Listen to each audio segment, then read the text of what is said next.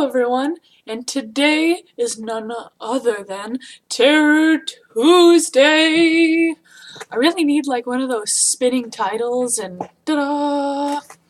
But maybe that'll happen if I ever figure that out, because that'd be cool.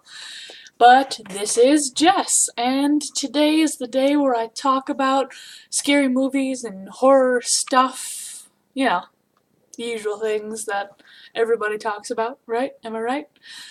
So, first I'd like to talk about this movie that I've been hearing quite a bit about by random people, hearsay, and just randomly on Netflix. It's one of those Netflix scary movies, and the first person to tell me about it said it was like a funny movie.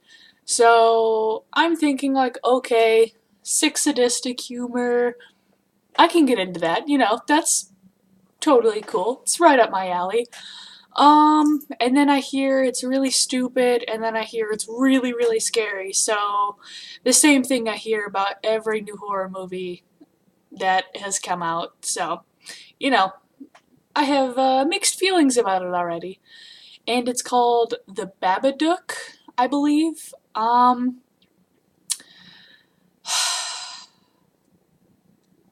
I Okay, let me just set the mood if you haven't watched this. This is kind of like if the movie Beetlejuice and Requiem for a Dream and some other third movie I couldn't think of all got together and just slammed into one another and had a baby. It has a very creepy Tim Burton-y vibe to it in the beginning.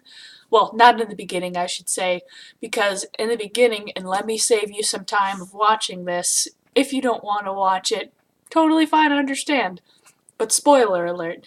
In the beginning, this woman, it shows this woman like spinning and turning, which you could only assume that she's in a car accident, but it's like this surreal dream thing that she wakes up, and you get the impression that the husband is dead, which he is, and he dies driving her to the hospital to have their son. This kid is the reason why I don't want to breed. This kid, for a good, 15, 20 minutes of the beginning of the movie, just screams, "Mom, Mom, Mom," and screams violently, and you just hope that sometime in the movie that this kid will get punched in the face. And I'm not condoning child violence or anything, but the character he plays is really annoying.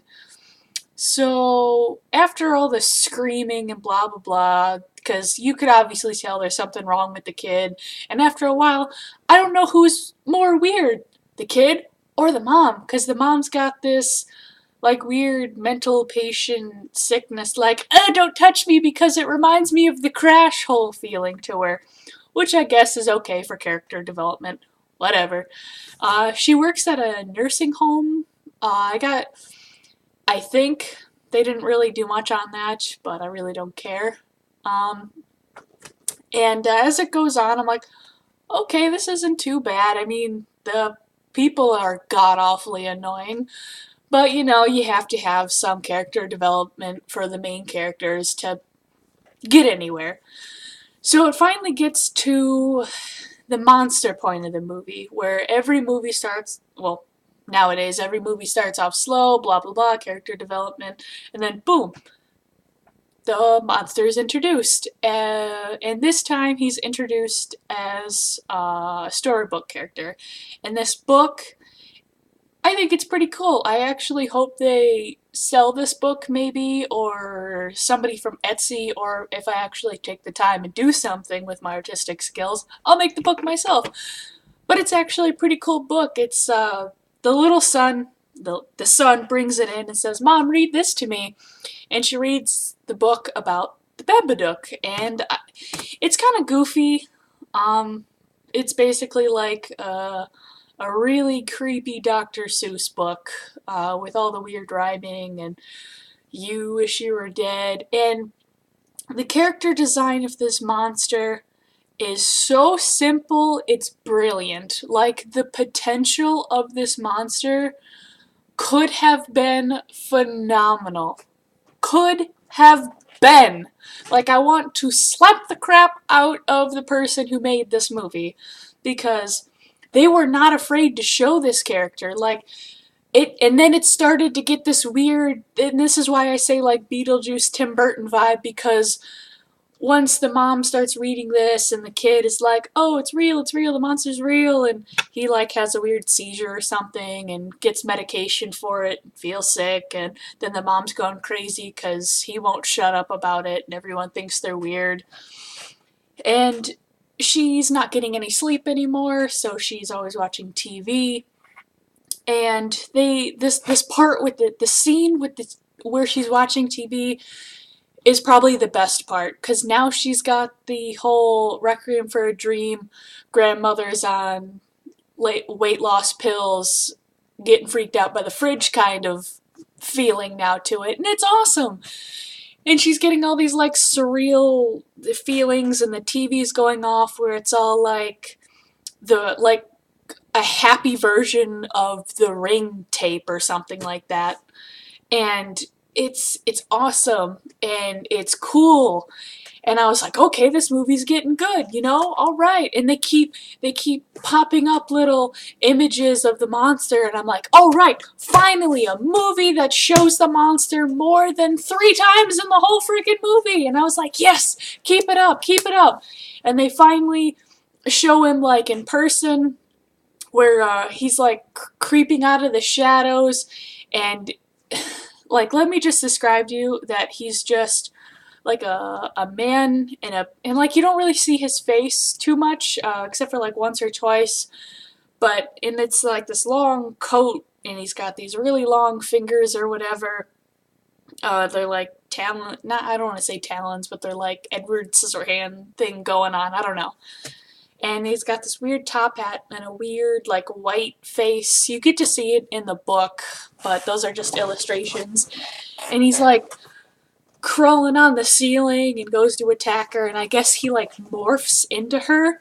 And you're like, okay, now it's gonna get good, because there's gonna be some killing, finally! Someone's gonna die! You think. The only thing that dies in this damn movie is the dog. Seriously? You're gonna go as far as killing an animal, and you're not gonna give me any actual violence? And then the ending, and this is why I'm telling you it, so you can just save yourself 2 hours and watch my 8-minute description of this. Ugh. And all of a sudden, she's like, don't ever effing touch my son, and I'm totally awesome. And then she does this, like, weird scream thing, and all of a sudden, like, the hat and coat just fall. And then all of a sudden she goes to touch it, and the son's like, no. But of course she doesn't listen, and she goes to touch it anyways. And I'm like, okay, the movie's almost over. Someone's gonna die!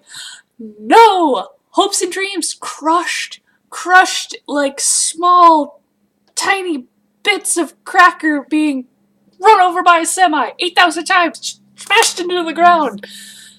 It comes to life and like like you don't even see it move. It's just like somebody, like if someone were like putting the camera, they're like, whoa, like something stupid, and like this white light flashes, and then it goes into their basement, and now all of a sudden the mom and kid are in the garden collecting worms, and now it's their pet.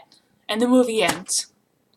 Like, way to play with my feelings, or come on! What is this? What? I'm appalled. That movie could have been so good with this monster. Excuse me.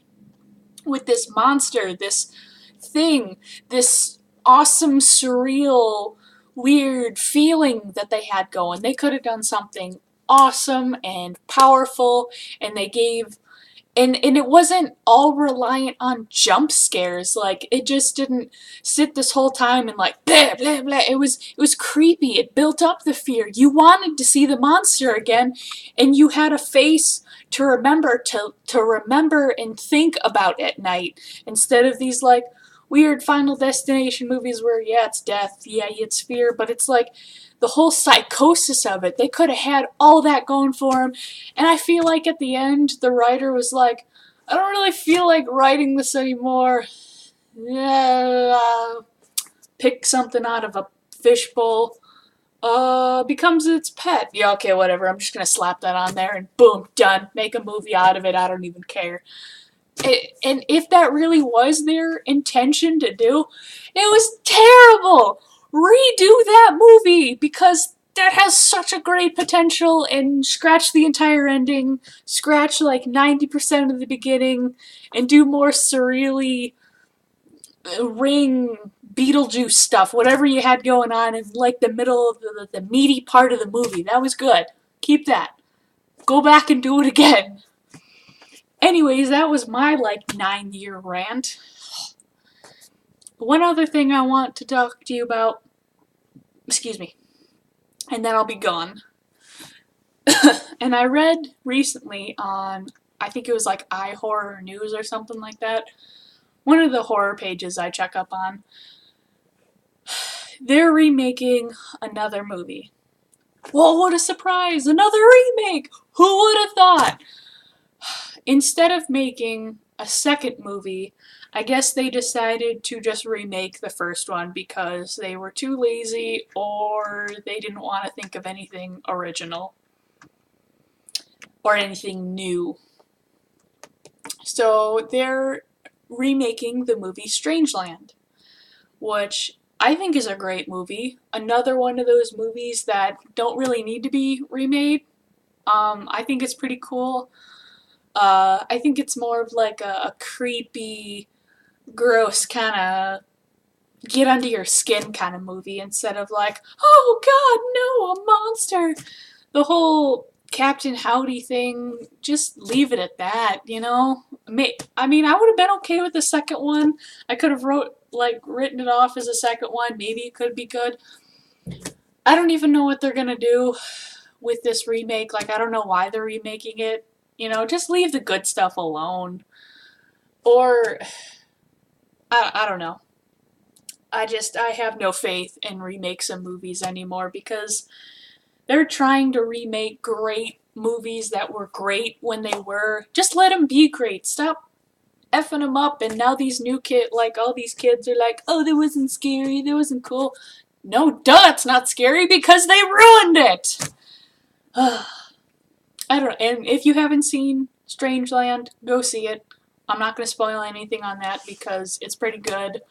I don't remember reading a release date. I think they're pretty sure that they're going to make a new Strangeland. And if you're really bored and you have absolutely nothing to watch and you want a depressing, disappointing movie, then watch Babadook. Other than that, that's my Terror Tuesday rant. Give me some suggestions to talk about next time. Maybe some movies that are on Netflix or Hulu or whatever, or a scary movie that you don't think I've seen, or that you think I should see. So yeah, leave me a comment, suggestions, all that. Like, share, favorite, follow me on Twitter. Have a wonderful day, and don't forget to make your Tuesday full of terror. Bye guys!